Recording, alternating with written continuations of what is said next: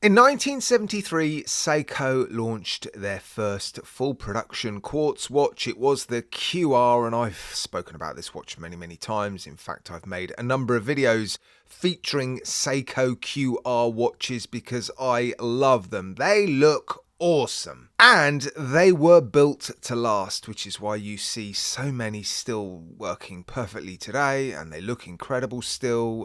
Yeah, amazing watches. But in 1974, they stepped it up a little bit and they launched the Seiko Superior lineup. And this was considered at the time the best of the best. They were incredibly expensive, and I'm talking really expensive. Far more expensive than Omega and Rolex watches. They were really for those people that just had money to burn, and what really set them apart from other quartz watches at the time was their accuracy. They housed thermocompensated movements, and as the years went by they just got more and more accurate. Now in 1977 they launched the 4883 001. And they only made this watch for 1 year, which makes it really quite rare. And guess what? I've got one to show you in today's video, and it is incredible, absolutely incredible. Now at the time this was the best of the best, but Seiko shortly after this did go on to produce new Seiko Superiors with twin quartz movements housing 9000 series movements, not Miyota Automatic 9000, Seiko Quartz 9000 series movements, and those had stated accuracies of 5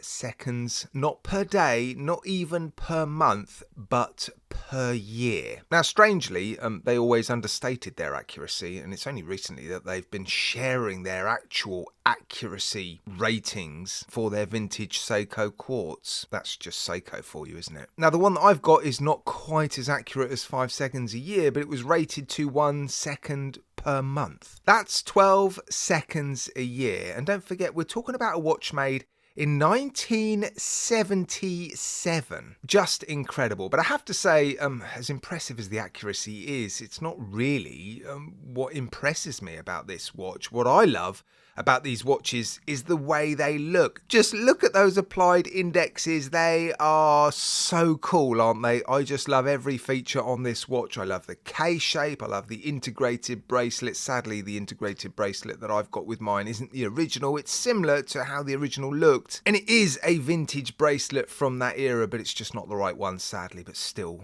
it goes well with the watch. And yeah, the K shape, the dial, the hands, just everything about this watch just oozes coolness, doesn't it? So it's no wonder San Martin paid homage to this watch a few years ago, and that one really did come out of left field at the time. Yeah, I wasn't expecting it. I don't think anybody else was expecting it because, well, these Superior watches, they're not really that well known, are they? And when I first reviewed that watch, it was coming on a leather strap, but they have subsequently started to produce an all stainless steel bracelet for it, which is quite similar to some of the bracelets that came on Seiko watches in the 70s. It's not really in keeping with the style of bracelet that was issued with the Superior back in the day, but it works. So if you like the Seiko Superior, but you're not prepared to part with the £1,000, almost 1,500 quid for some examples, even more, to be honest, if they're in incredible condition, well then you might want to consider a homage watch, and the one that San Martin have made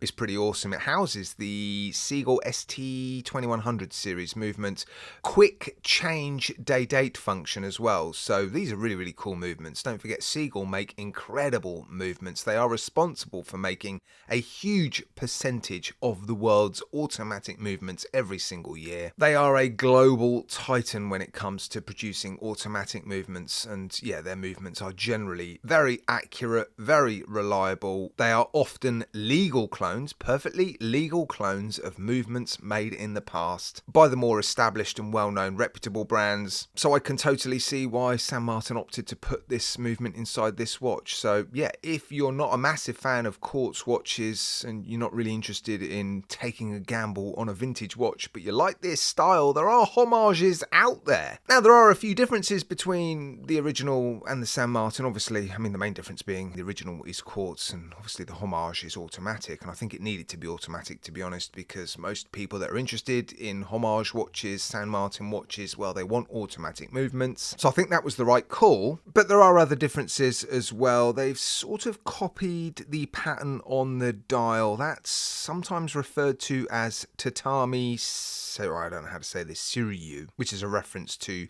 tiles and a certain sort of type of repeating pattern. Obviously, the applied indices are very similar, although on my original watch, the 5-minute markers or the hour markers are a sort of darker gunmetal grey, aren't they? And the minute markers are a little bit more pronounced on the original one as well. Both watches have day-date complications at the 3 o'clock. Very similar cases, I must say, although the original watch does have a brushed facet towards the end of the case, and San Martin have opted for a fully polished case, but the case design, the outlines, the angles, all very, very similar. Now, you'd expect the San Martin to have sapphire crystal, but can you believe it? The original watch was supplied with sapphire crystal as well back in 1977. The steel on the original was also hardened stainless steel, and these watches were finished with Zaratsu polishing. Now, I'm not going to say that the San Martin has Zaratsu polishing because that is a term reserved for watches finished by Grand Seiko, but basically it refers to a type of finishing with lapping machines and tin plates, and that is what San Martin have been doing to their watches now for quite some time, and it's how they achieve